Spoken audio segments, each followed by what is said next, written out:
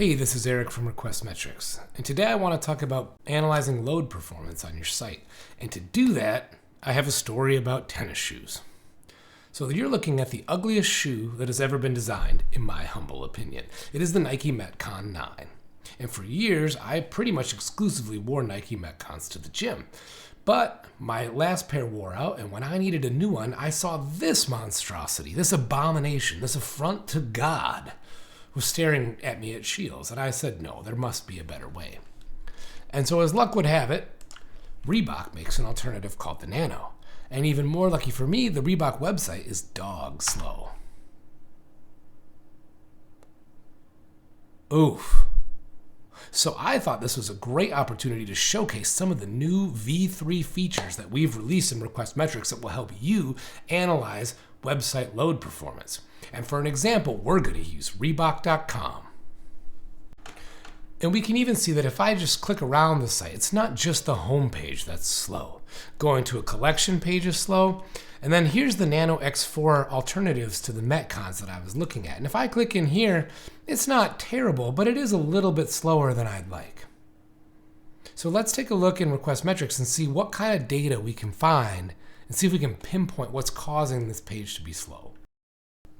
The very first thing we need to do is create a new application in Request Metrics to store all of our data. And because I don't control Reebok.com, we're going to use the Chrome browser extension to send the data to Request Metrics. So the Chrome browser extension will monitor every page load that I do in my browser and send that data back to our servers once it's enabled. Then I load the Reebok site a bunch of times to make sure I get a good number of samples to make sure I'm measuring the performance accurately. Now let's take a look and see what kind of data we've captured here in Request Metrics. This is the page performance dashboard. So this is going to be the high-level view over all of the data across all of the page loads that we've collected. It's going to show you things like the load performance P50, P75, and 95th. It's also going to show you all of your core web vitals and the P75 for each one of them. We can scroll down and we'll see there's even a load over time as well as a load histogram chart. They're both useful for different things. One gives you a summary roll-up. The other one shows you if there's been any changes over time. And finally, at the very end here, we have a page lifecycle timing waterfall. And this breaks the page load lifecycle into different stages. And we can see whether it's server time or blocking assets or client time that's causing some of these load issues. And we also put the time to first byte, DOM ready, first contentful paint, largest contentful paint, and other important events on this timeline to help give you a sense of context for where things are. And one other trick with the page lifecycle timing is we can actually click each one of these rows and it will actually give us a histogram and show us the breakdown of all of our different pages and where they stack up next to each other. So this is a great way to figure out if you've got all of your pages are slow, only some of them, maybe you're just looking at a few outliers, that kind of thing. Although the page dashboard is really interesting to show you kind of the overall performance of your site, if you want to drill in further to figure out is it a specific page or pages that are having issues, you can look at the sidebar here and you have a ton of different options in terms of which perspective you want to look at things from. And in our case, we want to look at load. And here we can see that I've loaded 3 distinct URLs on Reebok.com and they all have different performance characteristics. We've got the median, P75 and P95 load times, and we've got the root page, we've got the collection or listing page, and then here we have the actual product details page. And if we sort by P75, we can see that the slowest one of these by about 2.5, 3 seconds is the listing page, which matches what we saw earlier when we loaded it. And now we can really see the power of Request Metrics as we start to drill in and dig in and figure out what is causing a certain page to be slow.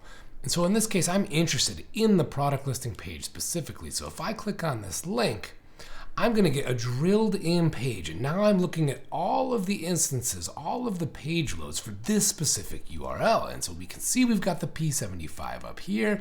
We've got the page lifecycle timing waterfall again, but it's for all of these pages specifically. And there's already a big signal that something's wrong and a place to start looking. It sure seems like the client time is a big part of the problem. So if we want to investigate this, we can look at all of the different instances of an individual page load. And we can see that the load varies pretty dramatically. We've got, 2.3 seconds, 8 seconds. But if we want to drill in a little bit more, we can click here for more details. Or we can use this little pop-up to start looking at them kind of a quick view. So here we can see the timing section right here. We can see this one's got a good amount of client time. This one has a good amount of client time. All of them that we look at here, look at this one, 7 seconds of client time.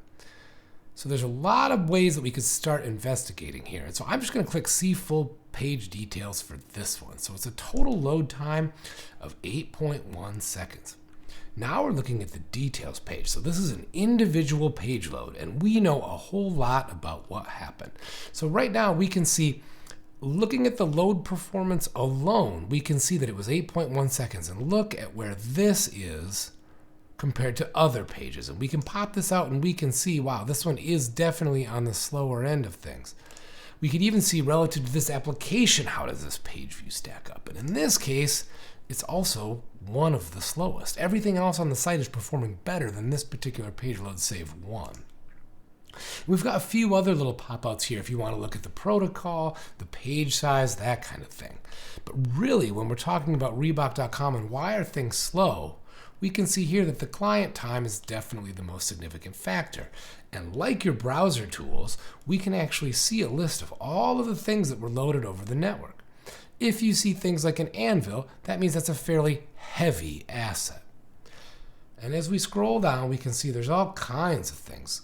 And in fact, we can keep scrolling and keep scrolling and keep scrolling. And oh my God, they have loaded too many things.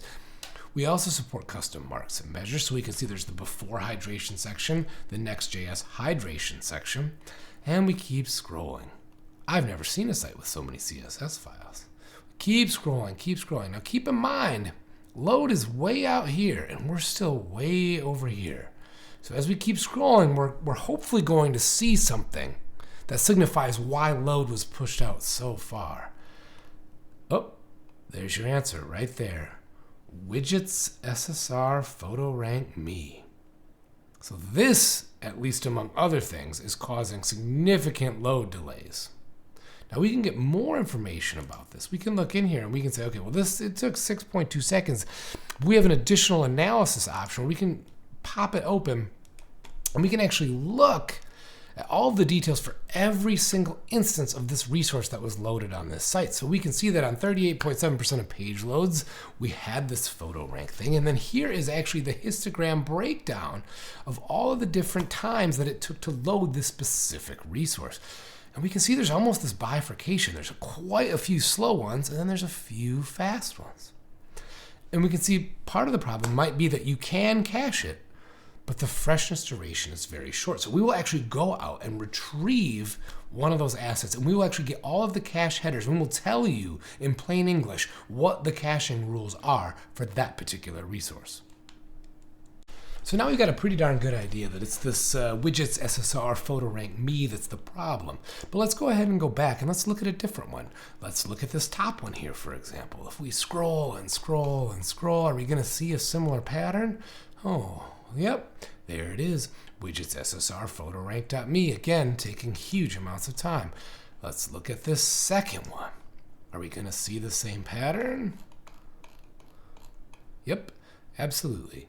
So it's pretty clear that in the cases where the load is delayed on this page, it's probably this widgets SSR Photo Rank Me that's actually causing that load to be pushed out. Now, whether that's problematic, whether that's something you can fix, that's something that the site's developers are going to have to figure out. But it's very clear that this is the first place to start looking.